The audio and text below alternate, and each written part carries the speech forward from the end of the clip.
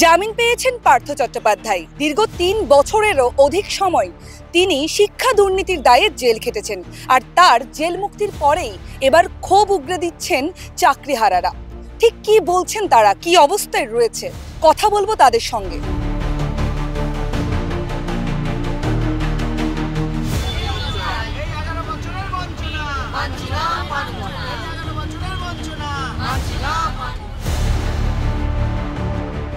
এই যে বিচার ব্যবস্থা বা যে পরিস্থিতি, তাতে দেখা যাচ্ছে যে এই পার্থ চ্যাটার্জিকে যে মামলায় ইডি ধরেছিল, মানে গ্রেপ্তার করেছিল বা সিবিআই, সেখানে এই মানি লন্ডারিং মামলায় খুব বেশি হলে 7 বছরের জেল হতে পারে। কিন্তু এই যে পার্থ চট্টোপাধ্যায় বা তার দলের এই যে চাকরি চুরির ফলে, যেটা আজকে বেশ কিছু শিক্ষক তারা মারা গেছেন, আত্মহত্যা করেছেন, এই যে তাদের জীবনের মূল্য, এগুলো কে দেবে? এগুলো তো ওই পার্থ চট্টোপাধ্যায়, তিনি 3 বছর জেলে ছিলেন, তারপরে আবার যদি তার সত্যি প্রমাণিত হয় দোষী, সে প্রমাণিত হওয়ার সম্ভাবনা খুব কমই দেখছি আমরা। কারণ সিবিআই ইডির যে সব ভূমিকা এখানে দেখা গেছে, তাদের ভূমিকা কখনোই পরিষ্কার নয়। যেমন আমরা দেখেছি আরজি কর কাণ্ডের সময় সিবিআই বললো সন্দীপ ঘোষের নাম কেন চার্জশিটে নেই, তখন তারা একটা অদ্ভুত যুক্তি দিয়েছিল যেটা কেউ কখনো শোনেনি। তারা বলেছিল যে একই চার্জশিটে নাকি অধিক অপরাধীর নাম দিলে চার্জশিট দুর্বল হয়ে যায়। এই যে সমস্ত সিবিআই ইডি তাদের তদন্তের এই যে গতি প্রকৃতি, এটা রাজ্যের মানুষ তারা ভালো চোখে দেখছে না বিষয়টা। যেভাবে তদন্ত করবার দরকার, তার আগে আরেকজন বীরভূমের যে উন্নয়নের কাণ্ডারি, তিনি যখন তিহার জেলে ছিলেন তখন তার কেস উঠে গেল, মানে তিনি জামিন পেয়ে গেলেন, তার কারণ তিনি বাংলায় বয়ান দিয়েছিলেন, সেটা নাকি ইডি ইংরেজিতে অনুবাদ করতে পারে। এই যে হাস্যকর বিষয়গুলো চলছে, এতেই বোঝা যাচ্ছে যে সরকারগুলোর কাছে রাজ্যের মানুষের, শিক্ষকদের বা ডাক্তার যারা, তাদের জীবনের কোনো দাম নেই। যখন চার্জশিট হয় তখন জিজ্ঞাসা করে দোষী না নির্দোষ।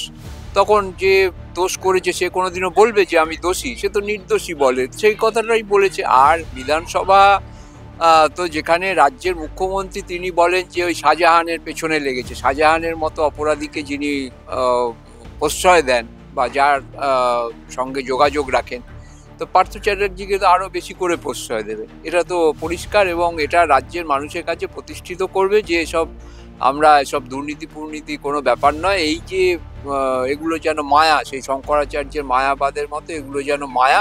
আসলে ওনাদের কাজ, ওনারা যেভাবে করছেন, চুরি করে রাজ্যের মানুষকে চোর, ভিখিরি, মাতাল বানিয়ে রাজ্যটাকে ধ্বংস করার যে কাজ, পার্থ চ্যাটার্জিকে বিধানসভায় বসতে দেওয়াটা তারই লক্ষণ। ক্ষোভ নেই, হতাশায় ভরে গেছে আমাদের জীবন। আমরা কোনো উৎসব অনুষ্ঠানে যোগ দিতে পারি না। মুখ্যমন্ত্রীর কাছে এই তো এখানে থাকতে থাকতে আমাদের শক্তিও কমে যাচ্ছে। তাই মুখ্যমন্ত্রীর কাছে আমাদের বিনীত নিবেদন যে আমরা যেন যথা জায়গায় আমাদেরকে পৌঁছে দেয়, ইন্টারভিউ নিয়ে আমাদের নিয়োগের ব্যবস্থা করেন। কারণ তাদের দুর্নীতির ফলেই তো আমাদের এই অবস্থা। তাই তাদের কাছে মানবিক আবেদন যেন আমাদের সঠিক জায়গায় পৌঁছে দেন, স্কুলে পৌঁছে দেন। আমাদের প্রতিক্রিয়া যেটা হচ্ছে, উনি জামিন পেয়েছেন, জামিন কারা দিয়েছেন, এবং সিবিআই, ইডি, রাজ্য সরকার এবং তাদের যে কার্যকলাপ তারা ঠিকঠাক করেছে কি না করেনি সেটা আমরা বলতে পারবো না, সেই কারণেই হয়তো জামিনটা পেয়েছেন। কিন্তু আমাদের যে বিষয়টা হচ্ছে, আমরা যে আজকে বিগত 1242 দিন 43 দিন আমরা বিগত বসে রয়েছি, এখানে তাদের দুর্নীতির শিকার আমরা হয়েছি, এবং দুর্নীতির দায়ভার তাদের নিতে হবে, নিয়ে আমাদের এখান থেকে পরিষ্কার কথা তুলতে হবে, পরিষ্কার আমাদের তুলে স্কুলে পাঠাতে হবে। যতক্ষণ না স্কুলে পাঠাবে ততক্ষণ আমরা কিন্তু ছাড়বো না। কে জামিন পেয়েছে কে জামিন না পেয়েছে আমরা দেখতে যাব না। আমাদের যেটা হকের দাবি, আমরা পাশ করেছি, সেই হকের দাবি যতক্ষণ না আমাদের মিটবে ততক্ষণ আমরা মাতঙ্গিনী মূর্তির পাদদেশ থেকে কোনো মতে আমরা কিন্তু সরবো না। তাতে তিনি জামিন পাক কিভাবে পেয়েছেন আমরা কোনো কিছু দেখতে পাবো না, আমরা দেখতে যাবও না, সেটা আমাদের দেখার সেটা দরকার নেই।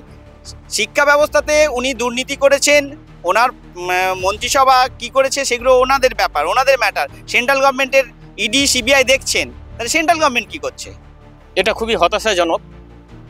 দেখুন, দেশের শিক্ষা ব্যবস্থা একটা জাতির মানদণ্ড, তাই শিক্ষা ব্যবস্থার সংস্কৃতি উন্নয়ন হচ্ছে না অপসংস্কৃতি শ্রীবৃদ্ধি হচ্ছে, সেটা যারা শিক্ষকতার উচ্চস্তন কর্তৃপক্ষ আছেন বা শিক্ষামন্ত্রী যারা আছেন তারা এই বিষয়ে যথাযোগ্য মানদণ্ড নিয়ে তারাই বক্তব্য রাখবেন।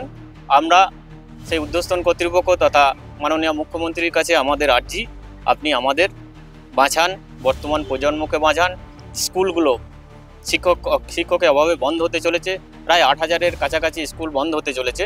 সেই স্কুলগুলোকে পুনরায় শিক্ষক নিয়োগ করে যাতে সচল রাখা যায়, জাতির মানদণ্ড স্কুল, সেই স্কুলগুলোকে সচল রাখা যায় এবং পশ্চিমবঙ্গের শিক্ষা ব্যবস্থা যাতে পুনর্বহাল হয়, সচল গতিতে এগিয়ে যায় এবং ভারত সবার মাঝে পশ্চিমবঙ্গ যাতে শিক্ষা সংস্কৃতি দিক থেকে শ্রেষ্ঠ আসন লাভ করে সেই দিকটা উনি দেখবেন এবং ওনার মানবিক হস্তক্ষেপ করবেন, আমাদের এই যন্ত্রণা থেকে মুক্তি দেবেন, এই আশা আমরা প্রত্যাশা রাখছি ওনার কাছে।